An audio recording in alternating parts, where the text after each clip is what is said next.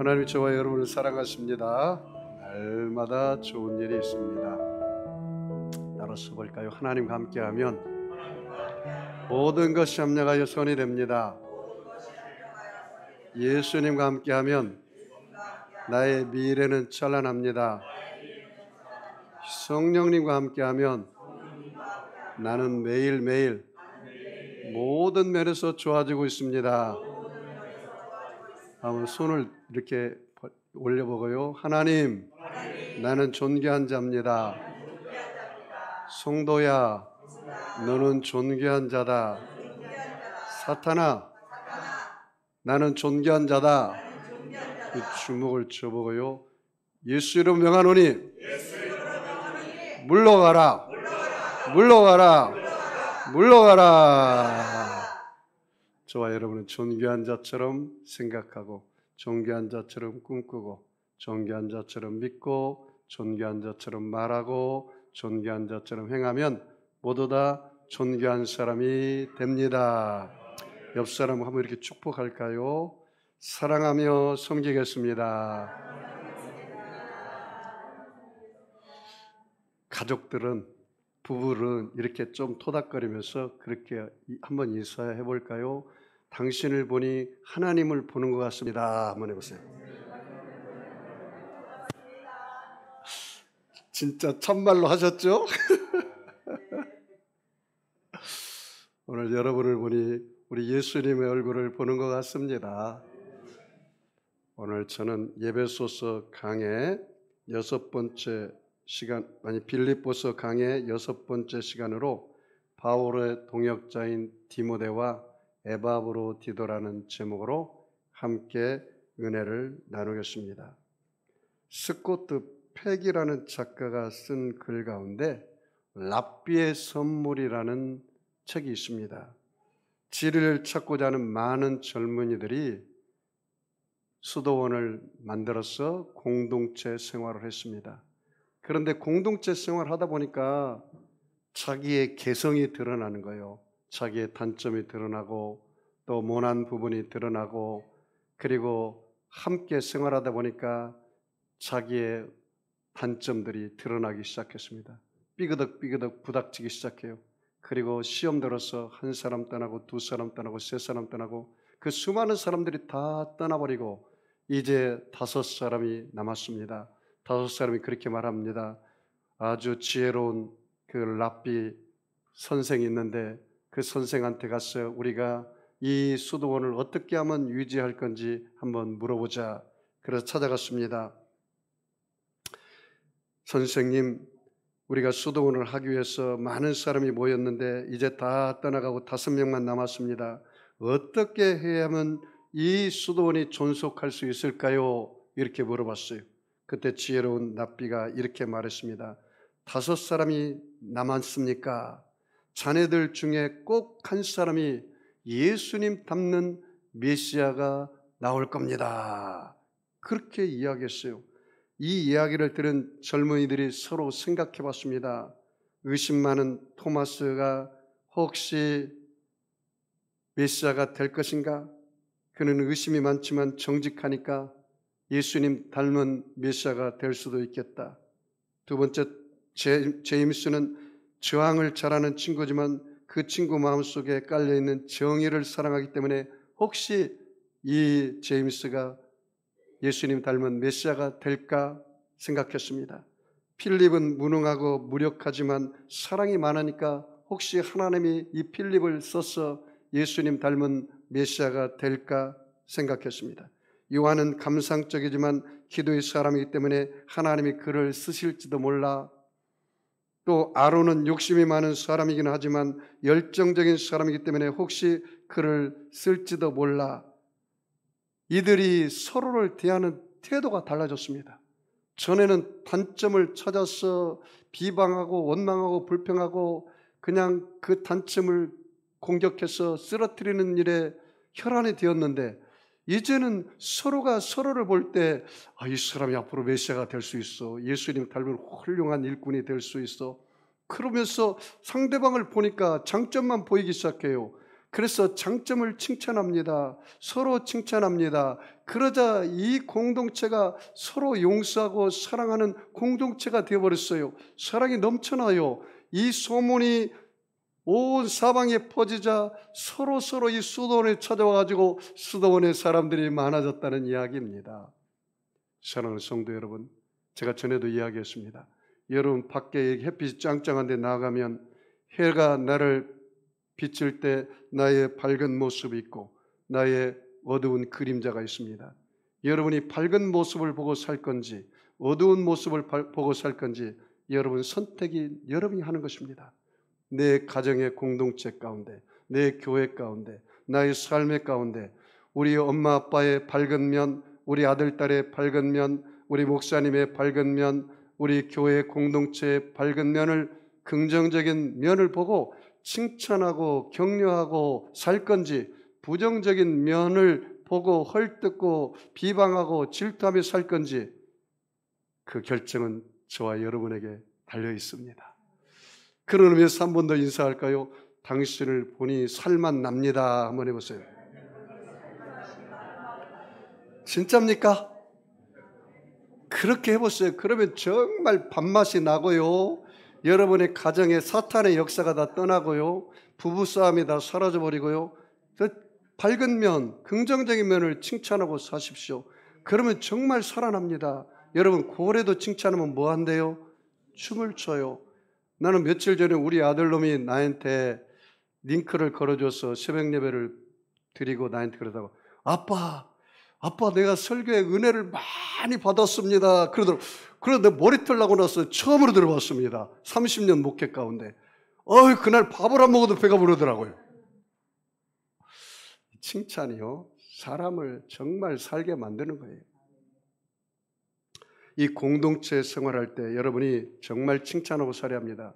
우리나라가 너무나 살기 힘든 나라가 돼가고 있어요. IMF 때도 이렇게 힘들지 않았다는 이야기가 있어요. 여러분 팬데믹도 이렇게 좀 벗어났는데 팬데믹 이후에 코로나가 지나간 이후에 중소기업이 40%가 파산 신고가 늘어났다는 거예요. 그리고 며칠 전에 신문에 보니까 10대, 20대, 30대 사망 원인 1위가 뭔지 아십니까? 자살이라는 거예요. 하루에 35명이 자살하는데 70% 이상이 10대, 20대, 30대예요. 정말 살기 힘든 나라가 되었어요. 고금리, 고물가, 고환율로 정말 어려운 시기에 지나가고 있단 말이죠. 우리나라 예수 믿는 청년들이 MZ세대가 3%밖에 되지 않습니다. 100명 중에 3명이에요. 5% 이하를 미전도 종족이라고 합니다.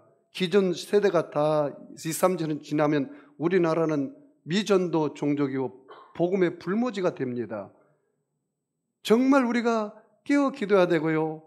어려운 이 형편에서 서로 격려하고 서로 위로하고 살아야 할 사명이 있는 줄 믿습니다.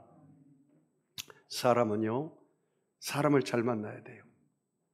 여러분도 좋은 사람이 되어야 되고 또 좋은 사람을 만나야 합니다. 그래서 서로 선한 영향을 끼쳐서 시너지 효과를 일으키면서 인생을 살아야 돼요. 부모는 자식을 잘 만나야 되고 자식도 부모를 잘 만나야 되고 성도는 좋은 교회를 만나야 되고 좋은 목사님을 만나야 돼요. 좋은 교회는 어떤 것이 좋은 교회냐? 스펄전 목사님이 설교의 황태자라는 그 목사님께서 한때 영국을 뒤엎었던 목사님이 그 친구가 청년이 이사갈 때 그렇게 말했습니다. 청년이 목사님, 내가 이사가면 어떤 교회를 선택해야 합니까? 2가지가 있는 교회를 선택하라. 하나는 십자가를 증거하는 교회를 선택하고 하나는 전도하는 교회를 선택하라. 십자가를 증거하지 않고 정치 이야기나 하고 도덕이나 전하고 윤리나 전하고 정치나 전하는 교회는 절대로 가지 말아라. 그리고 전도하지 않는 교회는 그 교회의 존재 목적이 없다. 그렇게 말을 했습니다.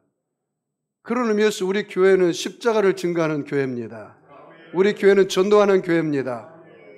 여러분 정말 이 젊은이들에게 우리가 복음을 전해서 그 복음을 통해서 살게 해야 합니다. 그래서 저와 여러분 좋은 사람이 되시기 바랍니다. 그리고 좋은 친구를 만나시게 만납니다. 좋은 사람을 만나시기를 바랍니다. 그래서 서로 간에 좋은 영향을 주어야 합니다. 어느 분이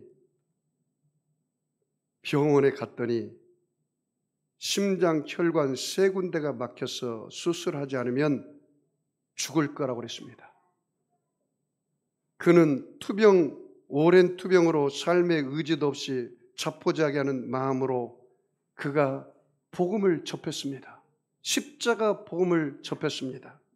십자가 복음을 들으면서 예수님께서 자신이 살아온 삶의 고통에 대한 억울함과 외로움과 아픔을 아신다는 사실을 깨달았습니다. 자기 고통을 나만 알고 있고 아무도 모르는 줄 알았는데 성경을 깊이 말씀을 듣고 십자가 복음을 듣다 보니까 자기 고통을 우리 예수님이 알고 계신다는 거예요. 자기 근심을 우리 예수님이 알고 계시고 자기의 아픈 상처, 답답함, 좌절과 낙심, 아무도 모르는 것을 우리 주님이 보고 계셨다는 것을 십자가 복음을 통해서 깨달았어요. 더구나 어린 시절부터 매 순간 자신을 지키고 함께 하시며 모든 슬픔을 깊이 이해하고 계심을 알게 되었어요. 진리랄지니 진리가 너희를 자유케 하리라는 사실을 이 사람이 깨닫기 시작한 겁니다. 특별히 십자가 위에 예수님이 당한 거절과 수치와 외로움의 고통이 자신이 당해온 고통임을 알게 된 거예요. 예수님이 내 대신에 고통당하셨구나. 예수님이 내 죄를 짊어지고 십자가에서 그 모진 핍박을 받고 얼굴에 침뱉음을 받고 수치를 당하고 고통을 당했구나. 그것을 예수님이 내 대신에 그것을 당한 것을 알게 되었습니다. 그가 그렇게 예수님을 알아보는 순간 갑자기 그는 온 세상에 자신 혼자밖에 없는 듯한 그 애로움과 그 우울증에서 빠져나오기 시작했어요. 주님의 보혈이 자신에게 전해지는 느낌을 받았습니다. 그리고 그 보혈 가운데 예수님이 채찍에 맞음으로 자기 병이 치료되는 것을 경험하기 시작한 거예요. 깨끗하게 치료가 되었습니다. 심장 질환의 증상이 사라지고 손이 따뜻해졌습니다. 십자가 복음을 듣고 병원에서 점검을 받았을 때 병원에서는 그에게 막힌 혈관 3군데가 모두 건강하게 뚫렸고 수술은 필요 없다는 완치 판결을 받았습니다. 사랑하는 성도 여러분, 지금 정말 사람들이 살기 힘든 때예요. 여러분이 작은 예수가 되어서 이 십자가 복음을 전할 때 아픈 사람들에게 치료이신 예수님을 전하시기 바랍니다. 고통당하는 사람들에게 그 고통을 헤어나게 하는 그 예수를 증거하시기를 바랍니다. 지금은 어느 때보다도 여러분 우리가 십자가 복음을 증거하는 때가 되었습니다. 제가 며칠 전에 신문에 보니까 목회 데이트 연구소의 무종교인 예수를 믿지 않는 1000명을 대상으로 조사한 결과에 의하면 신이 없다고 믿는 무종교인 가운데 37%가 영혼의 존재를 인정하고 있다는 거예요. 37%가. 종교가 사회에 필요하다고 하는 반응이 57%가 나왔어요. 그리고 무종교인 가운데 지금 1년 동안 무속, 미신, 행위인, 사주, 토정비결, 타로, 손금, 신점, 관상, 점성술, 풍수지리를 경험한 사람들이 40.1%에 달한다고 말씀하고 있습니다. 여러분, 아직도 예수 그리스도라는 그 복음이 이 땅에 필요하다는 이유입니다. 40% 이상이 아직도 신의 존재를 찾고 있다는 사실이에요. 오늘 내용은요, 바울 사도가 AD 62년 로마 감옥에 2년 동안 있으면서 생활했는데 그 바울은 로마 시민권을 가졌어요. 유대임에도 불구하고. 그래서 그 바울을 수종될 수 있는 한두 사람은 항상 감옥에 들어갈 수 있었어요. 그 대표 사람이 바로 디모데와 에바브로디도입니다. 그 이야기입니다. 그 디모데에 대한 이야기, 에바브로에 대한 이야기인데 이들이 얼마나 충성된 그리스도의 일꾼인지에 대해서 이야기합니다. 크게 아웃라인을 제가 말한다면 이 디모데는 3대 믿음의 집안입니다. 그의 할머니가 로이스고 그의 어머니가 유니게입니다. 그런데 그의 아버지는 원래 헬라인입니다. 어머니가 유대인이고, 여러분 이스라엘은 우리나라하고 좀 달라요. 어머니 모계 계통을 통해서 자식들이 시민권을 얻습니다. 아버지가 유대인이고 어머니가 유대인이 아니면 유대 시민이 못 돼요. 이스라엘 시민권을 안 줘요. 왜냐하면 신앙은 모계를 통해서 전수된다고 믿기 때문입니다. 그래서 디모데는 3대의 외가 쪽의 믿음을 가진 뼛속까지 예수의 보혈이 흘러가고 십자가가 흘러가는 신앙인이었습니다. 그래서 이 디모데를 만날 때 바울이 칭찬한 겁니다. 너의 신앙이 너희 외조모 로이스와 너희 어머니 유니게의 신앙을 너가 참 본받았구나. 신앙의 명문 가문은요, 어머니를 통해서 이루어져요. 그래서 이 디모데에게는 바울과 같은 뜻을 같이 하는 일꾼이었어요. 이 디모데는 다른 사람의 형편의 사정을 헤아릴 줄 아는 일꾼이었어요. 이 디모데는 그리스도의 복음의 일꾼이었어요. 이 디모데는 늘 고난을 인내하고 고난을 통과한 그런 일꾼이었어요. 에바브로드는 네 가지 것을 칭찬합니다. 에바브로드는 디도는 나이가 좀 많았어. 바울이 그렇게 합니다. 이 에바브로디도는 함께한 형제다. 이 에바브로디도는 나와 함께 수고한 일꾼이다. 이 에바브로디도는 나와 함께한 군사다. 이 에바브로디도는 나의 피로를 채워준 일꾼이다. 그렇게 말했어요.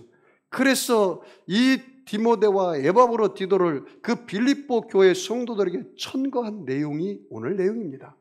그래서 이 디모데와 에바브로디도를 너희들이 맞이할 때 존귀한 자로 영접하고 그들을 맞이할 때 기쁨으로 영접하라. 그 이야기입니다. 자, 그러면 오늘 한 걸음 더 나아가 우리 구체적으로 말씀을 살펴보겠습니다. 자, 19절. 빌립보서 2장 19절 우리 다 같이 한 목소리로 합독합니다. 내가 디모데를 속히 너희에게 보내기를 주 안에서 바람은 너희의 사장을 알므로 안위를 받으려 함이니. 여기 디모데라는 단어를 줄쳐볼까요? 디모데를 너희에게 보내기를, 너희에게 천거하기를 주 안에서 바란다. 그래서 너희의 사정을 알므로 안위를 받으려 함이니라. 사정을 알기를 원한다. 보고 싶다. 너희들의 소식이 듣고 싶다. 부모의 마음이죠. 여러분, 부모가 자식의 사정을, 소식을 듣고 싶지 않다면 그건 사랑하지 않는 것입니다.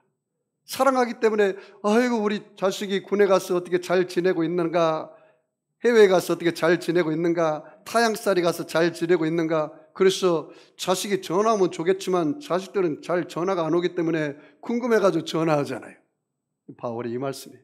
내가 사정을 알고 싶어서 내가 이 디모데를 보내서 너희 사정을 앓고 내가 안위와 기쁨을 얻기를 원한다. 그 말입니다. 자, 20절 같이 읽을까요? 이는 뜻을 같이하여 너희 사정을 진실히 생각할 자가 이 밖에 내게 없음이라. 뭐라고? 뜻을 같이한. 이 디모데는 바울과 뜻을 같이한 사람이었어요. 여러분, 여러분의 가정의 공동체가 무너지지 않으려면, 교회라는 공동체가 무너지지 않으려면, 여러분의 사업장의 공동체가 무너지지 않으려면 뜻을 같이 해야 돼요. 같은 생각, 같은 마음, 같은 뜻, 같은 꿈, 같은 믿음 가지면 같은 열매를 맺습니다. 이 디모데는 항상 바울과 뜻을 같이 했고, 주님의 뜻이 바로 바울의 뜻이고 디모데의 뜻이었어요. 우리 예수님과 뜻을 같이 하는 저와 여러분 되기를 축복합니다. 그 다음에 뭐라고 했어요? 너희 사정을 진실히 생각할 자가 이 밖에 내게 없음이라. 너희 사정을 진실하게 알고 갔다 와서 나에게 고백하고 진술할 자는 이 밖에 없다. 그만큼 이 디모데하는 신실한 믿음이 있었어요. 따라서 볼까요? 신실한 믿음, 진실한 믿음. 이게 우리에게 필요해요. 거짓된 믿음이 아니라, 형식과 의식으로 드려지는 예배가 아니라 정말 마음으로 하나님 앞에 드려지는 예배, 그런 사람을, 예배하는 자를, 그런 사람을 우리 주님이 찾으시는 줄 믿으시죠?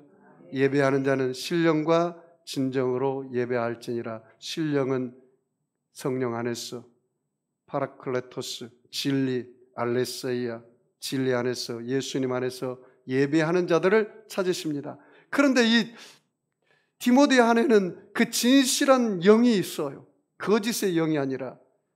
여러분, 우리 하나님은 외모로 취하지 아니하고 마음의 중심을 보십니다. 이 디모데의 그 진실한 마음이 있었단 말이죠. 진실한 일꾼이었다, 그 말입니다. 자, 21절 같이 읽습니다. 그들이 다 자기 일을 구하고 그리스도 예수 일을 구하지 아니하되. 여기 보십시오. 교회 일을 한다고 하면서 자기를 드러낸 사람이 있어요. 날 좀 보소, 날 좀 보소. 그건 하나님께 이미 상급이 사라진 사람들입니다. 여러분, 교회에서 대접받으려고 하면 그거는 참 착각입니다. 우리 예수님을 따라가는 사람은 예수님을 닮아야죠. 인자가 온 것은 섬김을 받으려 함이라 섬기려 하고 자기 목숨을 들여서 대속물로 주어서 우리를 구원하기를 원하셨다. 여러분, 예수님을 따라가는 사람들은 자기 부인하고 자기 십자가를 지고 예수님을 따라가야 합니다. 그래서 이 디모데는 그리스도의 일꾼이었고 복음의 일꾼이었다고 말하는 겁니다. 자, 여러분 21절 같이 읽을까요? 디모데 연단을 너희가 안 하니 자식이 아버지에게 함같이 나와 함께 복음을 위하여 수고하였느니라. 그 연단이라는 단어 줄쳐볼까요? 사람이요, 저 사람이 믿음 있는 사람인지 없는 사람인지는 연단을 거쳐봐야 돼요. 고난이 다가오고 역경이 다가오고 연단이 다가오면 믿음이 없는 사람은 원망하고 불평하고 부모 원망하고 환경 원망하고 남편 원망하고 자식 원망하고 아내 원망하고 온갖 세상의 원망 불평거리를 찾아요. 그런데 믿음이 있는 사람은 감사 조건을 찾기 시작합니다. 고난이 내게 유익이라. 고난을 통해서 내게 주의 율례와 법도를 배웠도다. 여러분이 고난의 용광로가 다가오들랑 하나님이 나의 불순물을 다 빼버리고 순수한 믿음으로 하나님이 나를 쓰시려고 하는구나, 그렇게 믿으시기 바랍니다. 현재 고난은 장차 나타날 영광과 좋게 비교할 수 없다고 로마서 8장 18절에 말씀했습니다. 감사함으로 받으면 여러분 버릴 것이 없는 것입니다. 고난이 내게 유익입니다. 오직 그가 나의 가는 길을 아시나니 그가 나를 단련하신 후에는 내가 정금같이 나오리라. 할렐루야. 그러므로 여러분, 벼는 많이 익어야 익을수록 고개를 숙입니다. 그 벼가 익기까지는 여러분 모를 심고 여름이라는 띠약볕을 지나고 그리고 바람이 불고 태풍을 다 이겨내서 벼가 익은 것처럼 우리 인생도 마찬가지. 설익은 인간들은 고난과 역경이 없어요. 그런데 정말 완전히 잊고 겸손한 사람들은 고난의 역경을 통해서 실패의 아픔을 겪었기 때문에 그 실패한 자를 위로할 수가 있어요. 목회자도 마찬가지입니다. 목회자도 엘리트 코스만 다 거쳐가지고 눈물의 빵을 먹지 않은 사람은 눈물 어린 성도들의 아픔을 몰라요. 여러분, 어느 분이 그러더라고.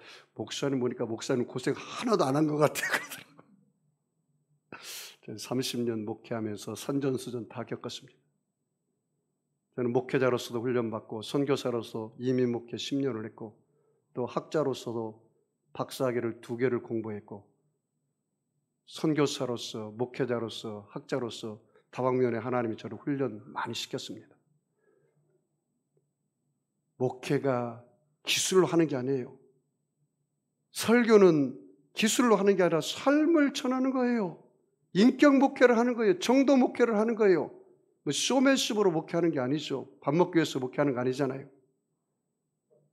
여러분, 이 연단을 다가올 때 연단을 감사함으로 받으시기를 바랍니다. 여기 보십시오. 디모데는 연단을 너희가 안 하니 자식이 아버지에게 함같이 나와 함께 복음을 위하여 수고했다. 거기 줄쳐볼까요? 나와 함께 뭐를 위해 수고했다고요? 복음을 위하여 수고했다. 나는 참 감사하게도 우리 송도 세계교회가 세워진 지가 이제 만 4년밖에 안 됐는데도 이렇게 많은 성도님들을 보내주시고 우리 장로님들, 권사님들, 또 집사님들이 나와 함께 복음을 위해서 기도하고 이 송도 땅의 복음화를 위해서 나를 사랑하고 또 형제를 위로하고 격려하고 이렇게 함께 가는 게 얼마나 하나님께 영광인지 말로 다 할 수가 없습니다. 여러분, 보여지는 목회가 아닙니다. 여러분이 교회 생활과 삶을 따로 하면 안 됩니다. 진짜 신앙생활은 여기 교회 문 나가면 또 시작돼야 돼요. 교회 나가는 사람이 질서를 더 잘 지켜야죠. 교회 나가면 남편을 더 사랑하고 아내를 더 사랑하고 살아야죠. 여러분이 삶에 나가서 내가 예수 믿는 사람으로 살아야죠. 저 사람 보니까 정말 저 사람 안에 예수가 살아있네. 저 사람 보니까 정말 예수 향기가 나네. 저 사람은 꾸렁내가 나네. 인간 냄새가 너무 펄펄 나. 같이 하고 싶지 않아. 그렇다면 큰 문제입니다, 여러분. 여기 보십시오. 복음과 함께 나와 함께 수고했다 그렇게 말해요. 23절 24절 같이 읽습니다. 그러므로 내가 내 일이 어떻게 될지를 보아서 곧 이 사람을 보내기를 바라고 나도 속히 가게 될 것을 주 안에서 확신하노라.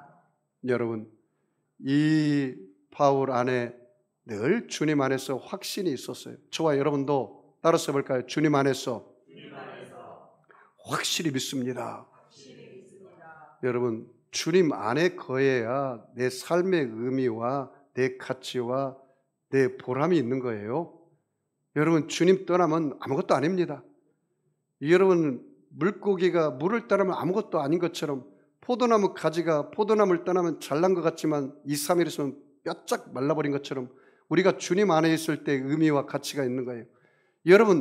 여러분이 세상의 사조를 따라 살면 안 됩니다. 말씀에 바로 쓰시기를 바랍니다.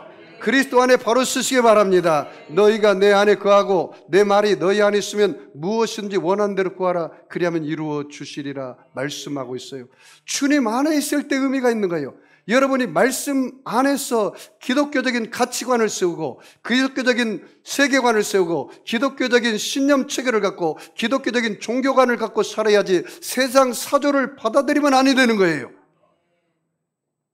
그래서 이 디모데를 청구하기를 원했다는 겁니다. 또 한 사람 나옵니다. 25절 같이 읽을까요? 그러나 에바브로디도를 너희에게 보내는 것이 필요한 줄로 생각하노니 그는 나의 형제요 함께 수고하고 함께 군사된 자요 너희 사자로 내가 쓸 것을 돕는 자라.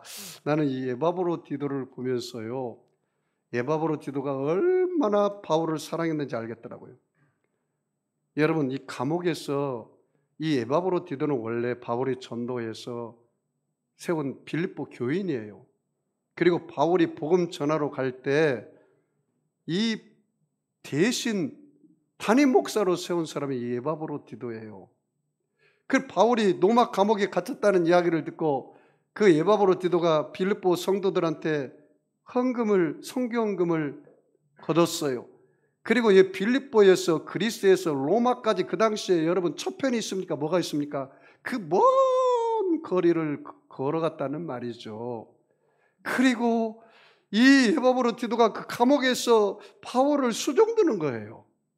그 얼마나 열심히 수종을 들었던지 그만 병이 걸려버리고 말았어요. 여러분, 병에 장사 없다고 하잖아요. 내가 내 남편을 병을 돌봐줄 때, 또 시어머니나 어머니를 내가 케어하고 돌봐줄 때 잘못하다가 이 돌보는 사람이 병을 걸리고 말거든요. 너무 힘드니까. 그래서 이 에바브로도는 그런 사람이에요. 그런데 이 에바브로도가 그런 사람임에도 불구하고 이 바울이 이 에바브로도를 너무 사랑해요. 또 에바브로도가 자기를 사랑하는 거 아니까 그래서 하나님의 긍휼을 가지고 간절히 기도를 해요. 긍휼을 가지고 기도를 했더니 기적이 일어났어요. 어떻게 됐어요? 병이 치료가 돼버린 거예요. 그래서 병이 치료가 돼서 이 에바브로디도를 이제 빌립보 교회에게 보내기를 원해서 이 편지를 써서 보내는 거예요. 너희들이 이 에바브로디도를 만날 때, 영접할 때 기쁨으로 맞이하고 그리고 그를 존귀한 자로 맞이하라. 그 내용입니다. 전체 한번 쭉 보겠습니다.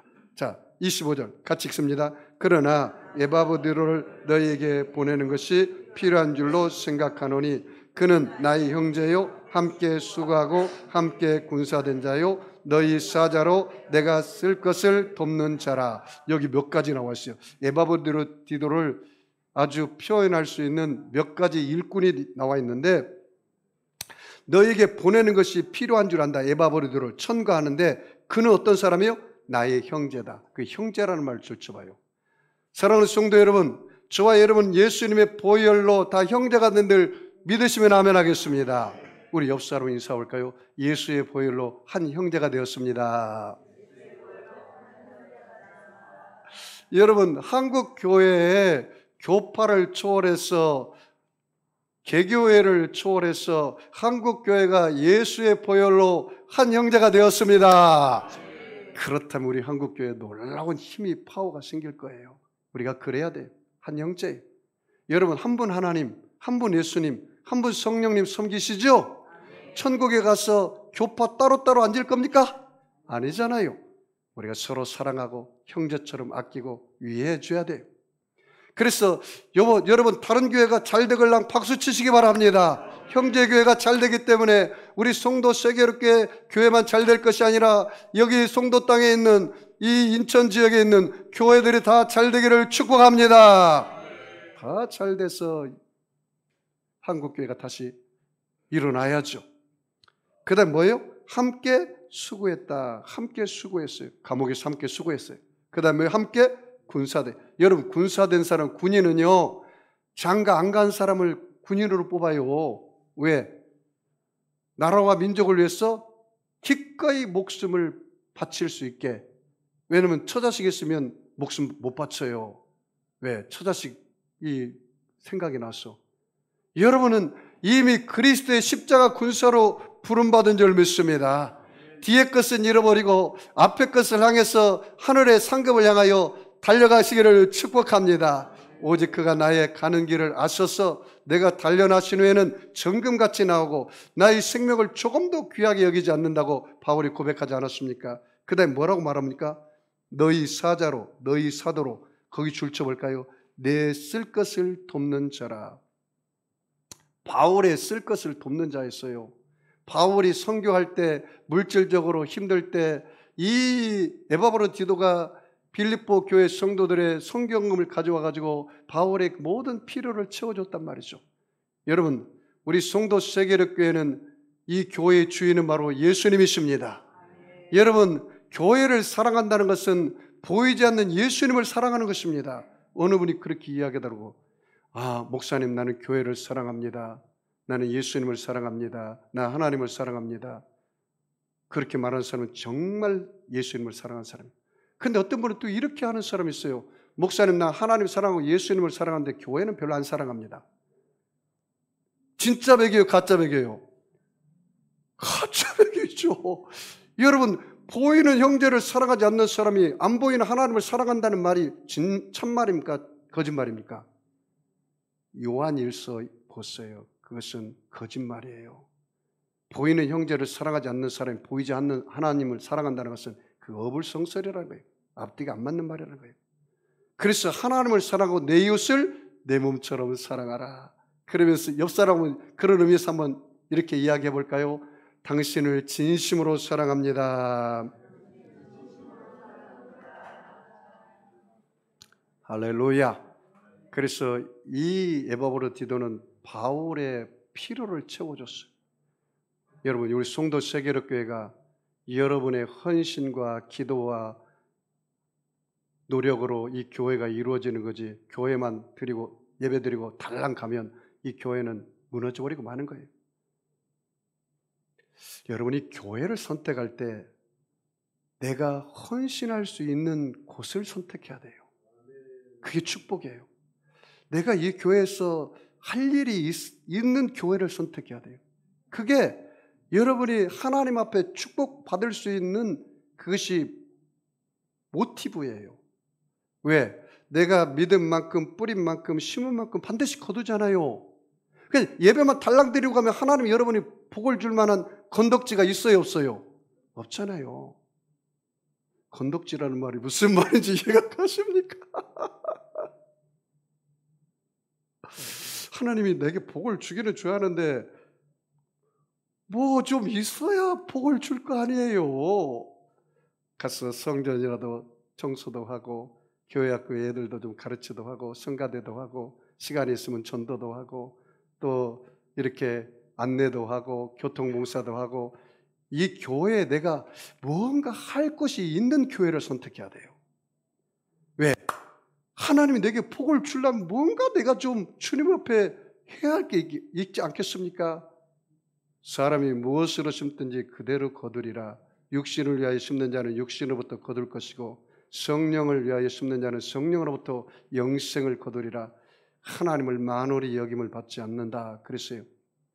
이 에바브로디도가 그렇게 바울을 섬기고 돕는데 헌신했다 그 말이죠. 자, 26절 쭉 읽겠습니다. 같이 읽을까요? 그가 너희 무리를 간절히 사모하고 자기가 병든 것을 너희가 들을 줄을 알고 심히 근심한지라. 여기 보십시오. 이 에바브로디도의 성품이 드러나 있어요. 얼마나 성도들을 사랑한지 알겠죠? 왜? 자기가 병든 것이 그들한테 소문이 나면 그 성도들이 근심할까 봐 말하지 않는 거예요. 이게 부모와 자식과의 차이예요. 여러분, 내가 부모인데 내가 몸이 안 좋아서 내가 병원에 갈 때 내 자식이 근심할까 봐 이야기해요, 안 해요? 목사님 요새는 다 해야 합니다. 근데 할 말이 없지만 보통 부모들은 이야기 잘 안 하죠. 우리 자식들이 걱정할까 봐. 근데 자식들은 어떻게 해요? 이 손가락에 뭐 티만 들어가서 오두방정을 뜨면서 엄마! 그러잖아요. 이게 부모와 자식의 차이라 내리사랑이에요. 내리사랑. 내리사랑. 나는 솔직히 여러분이 어디가 아프면 내가 굉장히 아파요.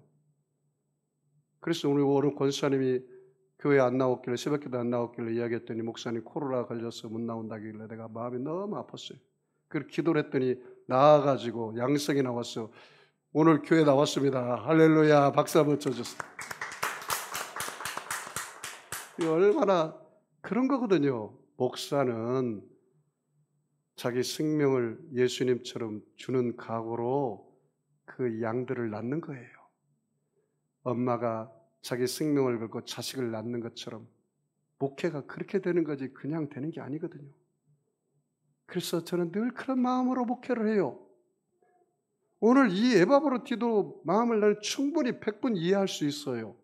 자기가 병든 것을 성도들이 알면 근심할까 봐 말하잖아요. 저도 여러분들에게 말 안 합니다. 몰래 갔다 오죠. 27절 보십시다.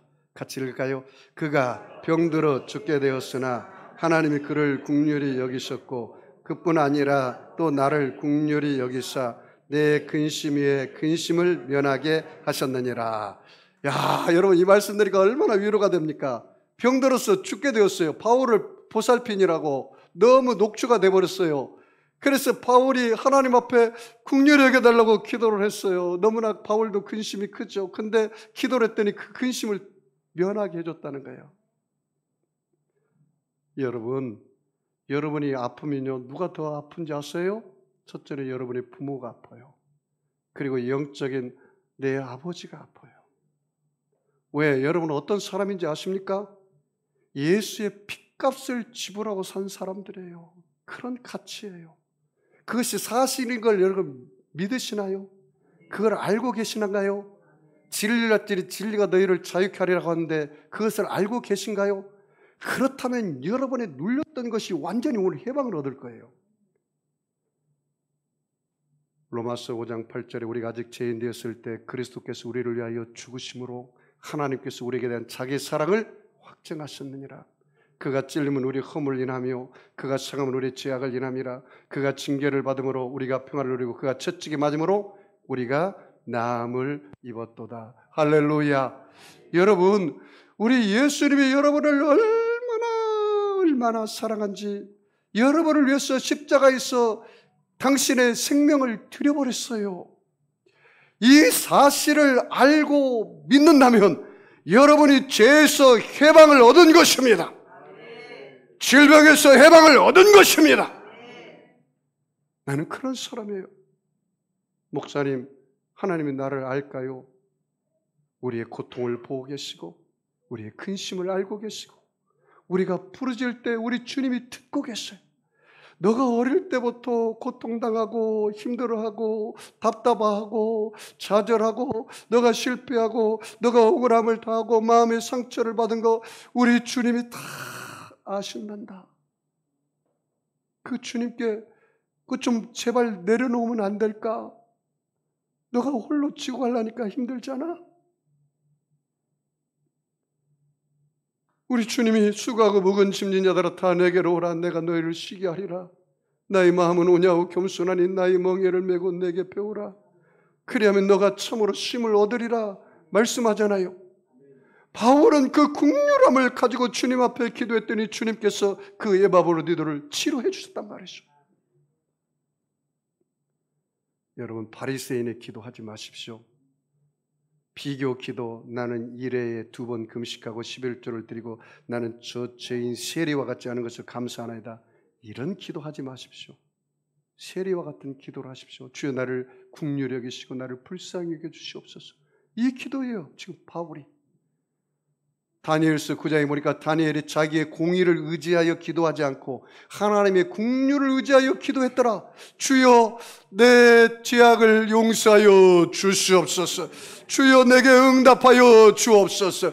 주여 주의 뜻대로 행하여 주시옵소서. 그게 다니엘의 기도였어요. 오늘 바울의 기도였어요. 그래서 근심을 면하겠다는 거예요.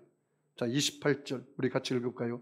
그러므로 내가 더욱 급히 너를 보내는 것은 너희로 그를 다시 보고 보여 기뻐하며 내 근심도 덜려 함이니라. 바울이 얼마나 기뻤겠어요. 이 병들었다가 살아난 이 에바브로디도를 빨리 보내서 성도들의 근심도 덜고 그들이 서로 기뻐하기를 원한다. 이게 아비의 마음이라, 아비의 심정이라. 자, 29절 같이 읽습니다. 이러므로 너희가 주 안에서 모든 기쁨으로 그를 영접하고 또 이와 같은 자들을 존귀 여기라. 거기 두 단어, 기쁨, 영접, 존귀 여기라. 그 줄쳐봐요. 오늘 여러분, 제가 여러분에게 도전을 드리고 실천사항을 드립니다. 오늘 여러분이 먼저 들어가서 자식이 늦게 오거들랑 또 자녀가 일찍 들어가서 부모가 늦게 들어올랑 한번 기쁘게 영접해 보세요. 부모가 왔는데도 방구석에 들어가서 엄마 아빠 왔는지 안 왔는지 자기 일하고 컴퓨터나 하고 있고 그런 버르장머리 없는 자식들로 키우지 마십시오. 목사님 되게 꼰대네요. 그거는 좀 꼰대가 돼야 할 필요가 있지 않겠어요? 여러분, 남편이 밖에 가서 일하다 돌아오고 요새는 전업주부가 우리나라에 남자가 20만 명이 된다고 그래요. 그러면 아내가 밖에서 일하고 들어오면 집에서 전업주부인 남편이 할렐루야 여보 고생했어요. 당신이 최고예요. 당신이 우리 집의 보석이에요. 한번 옆 사람을 이렇게 해볼까요? 당신은 우리 교회의 보석입니다. 한번 해봐요.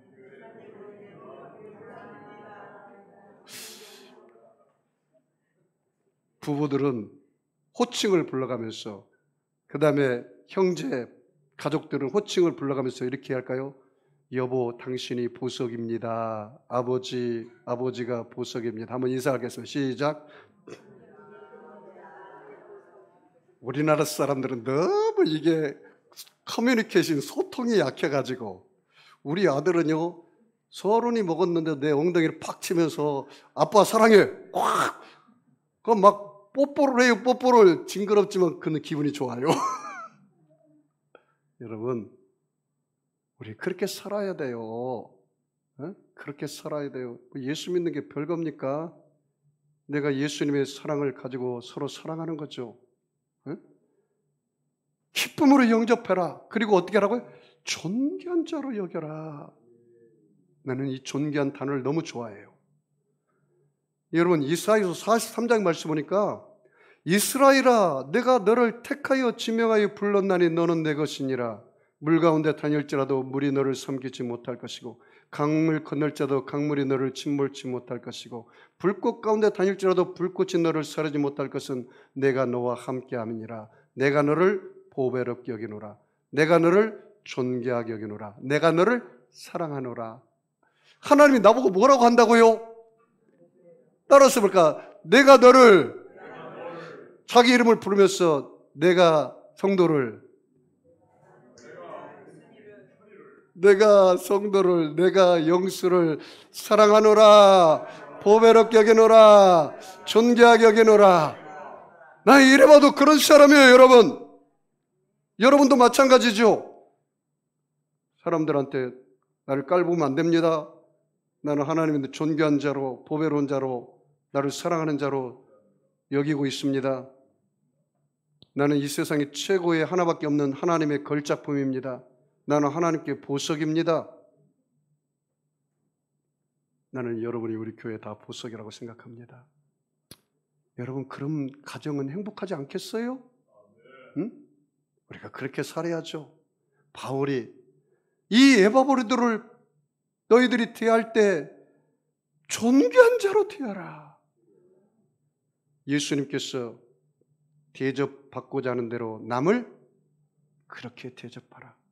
내가 상대방을 존귀한 자로 대접하면 상대방도 나를 존귀한 자로 대접하는 거예요. 나는 제가 실제로 예르베트에서 시범 해봤습니다. 그 초등학생한테 너 어디 가니? 보면 몰라요? 그러더라고. 나 지금 여기 30몇 층 들렸잖아요? 그러더라고. 그래서 내가 꼬마 초등학교 자면 그 어린 애예요. 그래서 공주님 어디 가세요? 그랬더니 예 밑층 5층 올라가요. 그러더라고. 남에게 대접받기 원하는 대로 너희도 남을 대접하라. 존귀한 자로 여겨. 목사님 내 남편 원수 같아요. 그러면 당신은 원수 아내야? 우리 남편이 왕자입니다. 그럼 왕비로 사시네요. 자, 마지막 절 읽고 끝내겠습니다. 자, 30절 같이 읽습니다. 그가 그리스도의 일을 위하여 죽기에 이르러도 자기 목숨을 돌보지 아니한 것은 나를 섬기는 너희의 일에 부족함을 채우려 함이니라. 이게 아비의 마음이에요. 자식을 살리겠다면 내 콩팥을 다 띄워줄 수 있어요. 이게 아비의 마음이에요. 이게 에바브로 디도가 그리스도의 일을 위해서 죽기에 이르러도 자기 목숨을 조금도 아끼지 않았어요. 그리고 성도들을 필요를 채우는데 최선을 다했어요. 나는 늘 고민하는 게 내가 이 설교를 준비해서 막연하게 공중에 허공치는 설교, 추상적인 설교를 할까봐 늘 고민합니다. 이 설교가 우리의 삶에 실제적인 적용이 돼야지. 그러려면 어떻게 하면 성도들이 이 말씀대로 살 것인가 늘 고민하고 그 부분에 대해서 기도합니다. 세상 사람들도 문제 때문에 사주를 보고 점을 치러 가고 지금 이 세상에 가장 필요가 무엇인지를 알기 위해서 가는데 이 복음을 통해서 우리 성도들의 원투를 채우고 필요를 채울 수 있는 말씀으로 어떻게 적용시킬 것인가? 기복적인 신앙만 되어서 예수 믿고 복 받고 마음대로 세상을 살면 된다. 이런 식으로 산다면 얼마나 예수님 마음이 아프시겠어요. 예수 믿는 것은요, 세상 사람들이 가는 것처럼 넓은 길은 아닙니다. 좁은 길입니다. 오리를 가자면 십리를 가야 돼요. 왼뺨을 치면 오른뺨을 돌려줄 수 있어야 돼요. 겉옷을 달라면 속옷을 줄 줄 알아야 돼요. 사랑할 수 없는 사람을 사랑하고 용서할 수 없는 사람을 용서하고 이해할 수 없는 사람을 이해하며 사는 것이 예수 믿는 사람들이에요. 여러분, 예수 믿고 나서 예수님을 이용하려고 하면 안 됩니다. 무리와 군중이 되어서 떡만 먹고 그냥 군중이 오병이어가 기적이 일어났을 때 벳사다 광에서 다 흩어져 버리고 예수님을 따라가는 사람은 결국 12 제자밖에 없었잖아요. 그런 예수 믿는 사람이 되면 안 됩니다. 여러분이 진짜 베개를 발견했다면 그 진짜의 여러분 생명을 걸어보시기 바랍니다. 그분이 책임을 질 겁니다. 여러분, 하나님 살아계신 걸 믿으시죠? 여러분, 예수님이 여러분을 위해서 죽으신 것을 확실한 걸 믿으시나요? 그것이 사실인 걸 믿으시나요?